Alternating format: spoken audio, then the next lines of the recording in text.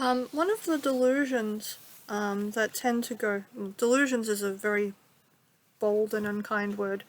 One of the mistaken beliefs that goes with being clingy or being codependent or anything like that, I believe, is black and white thinking.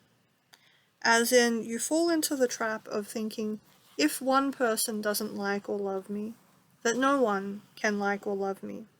And, for a long time, the self-esteem movement was like yourself better, because then people will like you. If you like yourself, then other people will like you more. Which is too simplistic, because everybody has moments and, areas where they feel at least somewhat insecure. If you can't admit to being somewhat insecure at least some of the time, then you are incapable of admitting vulnerability. You're essentially asking the people around you to believe that you are some kind of unfeeling robot who doesn't need any help. And if you don't need any help, why should anyone help you? Why should anybody want to connect with you on a deeper level if you are just a robot?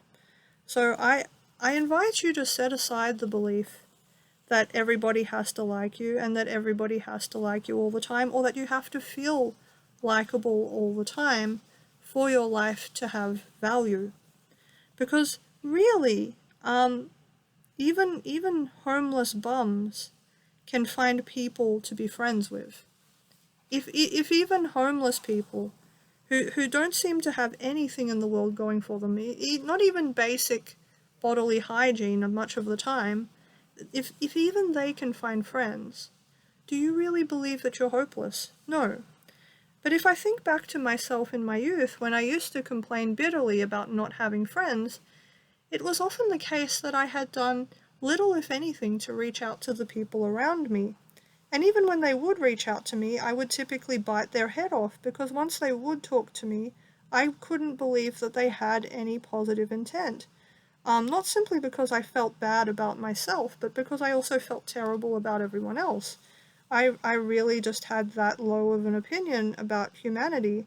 And, unfortunately, if you are raised with a very cynical point of view on humanity, or if you are raised hardcore Calvinist, you will have a tendency to assume that the people you're dealing with are just evil and couldn't possibly have real good intentions. And that's going to make it really, really hard for you to be friends with normal people.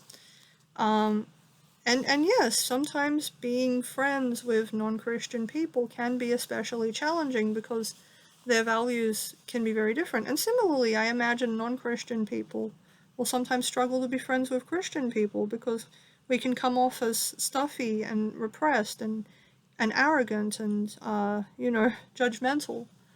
But, you know, so there are challenges. There are challenges to be had. Um, but, um, and very often the advice given to people is, you don't need everyone to like you. If nobody likes you, you can be just fine.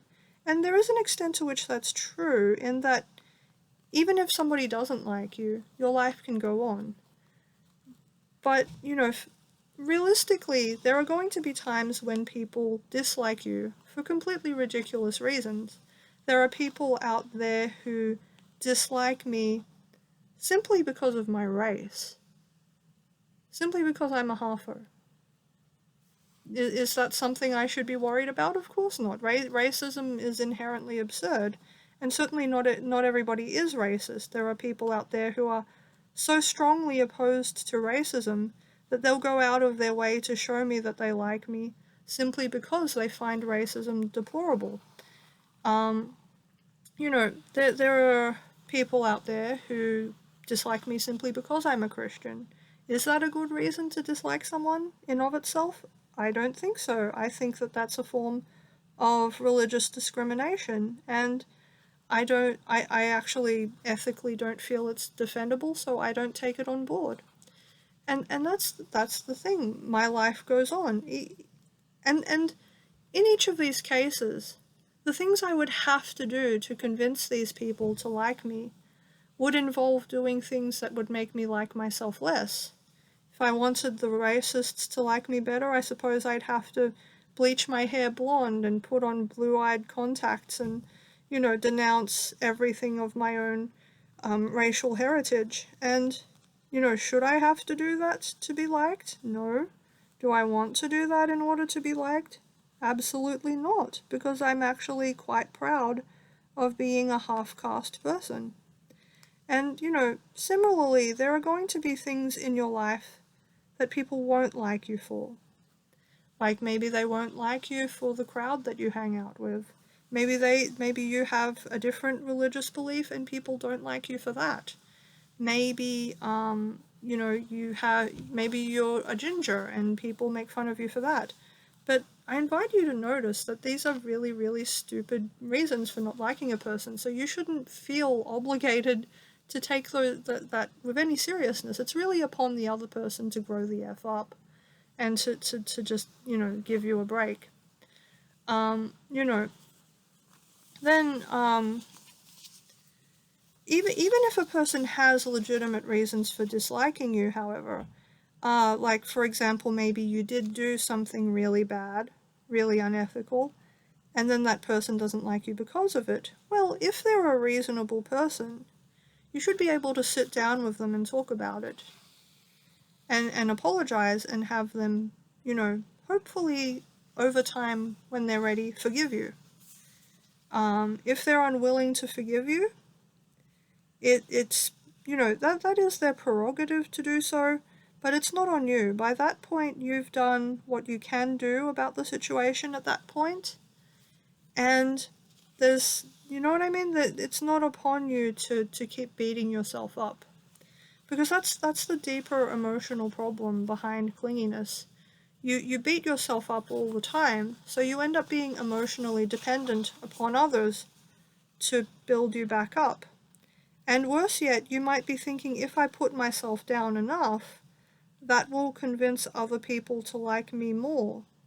Because if I don't, if everyone's thinking I suck, then at least I'm trying to convince people that I'm aware of it, that they can like me because at least I agree with them that I suck. The problem is not everyone you meet is going to think that you suck.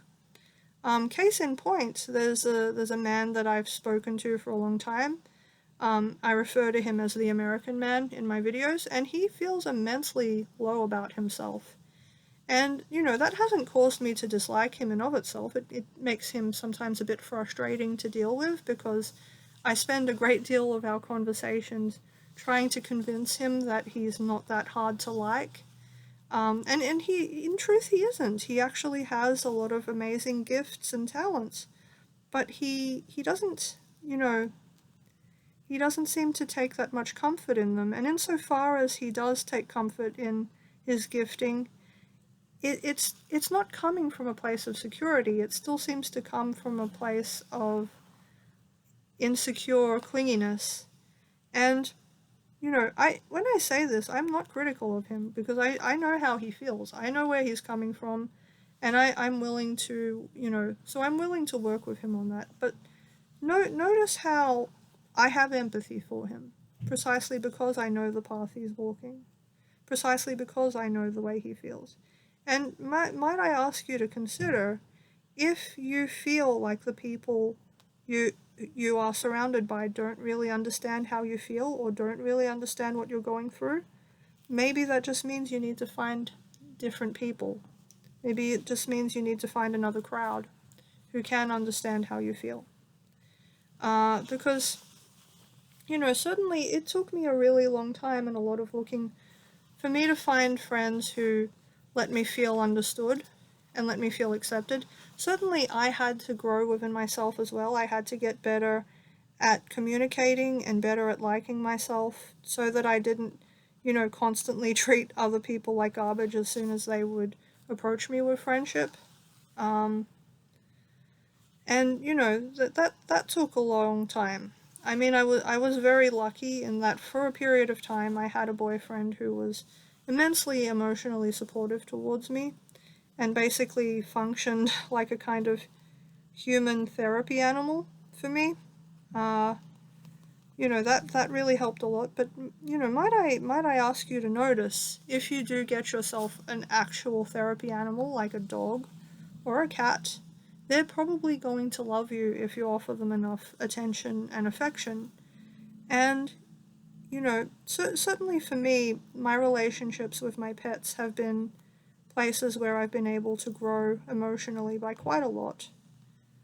Uh, and as a consequence, yeah.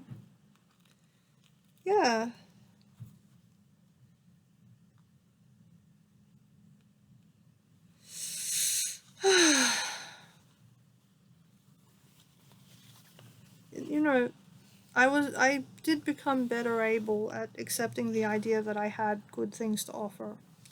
Because that is a big part of the problem. People don't actually want to listen to other people complain about themselves, partly because it's overly self focused, but partly because the implication is that you think that that's what they want to hear.